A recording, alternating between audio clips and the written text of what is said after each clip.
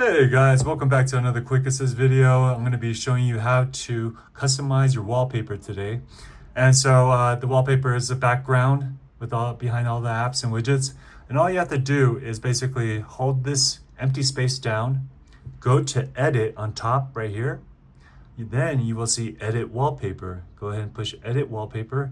Now we have some different selections and choices. So this says pairing, so it has like some color pairings for you. And then that's what it's at right now. So then afterwards, I can also choose the color that's gonna pair. So then I click color, and now if I click it again, then I can choose some different choices like pink or blue, or I can keep it more monotone with the grays. And then so let's keep it on pink. And then so then now I can actually go like that, and you will see that it's pink.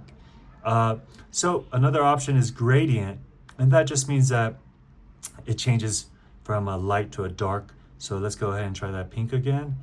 And as you can see, let's go ahead and leave it at 1. Okay, so you can see how it goes from this purple to a pink.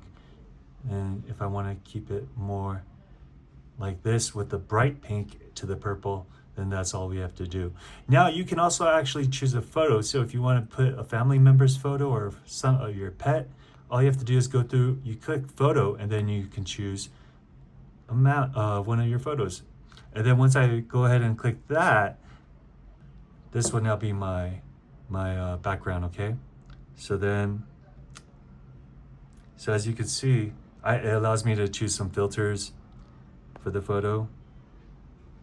And then when I'm done, I go ahead, push that, and push done again. And as you can see now, my AirPods are the background of my phone apps and everything.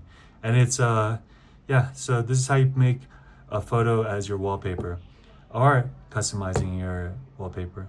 All right, so I hope this video helps. If it did, please like, subscribe, comment, all those things. They help a lot, you know. Bye-bye.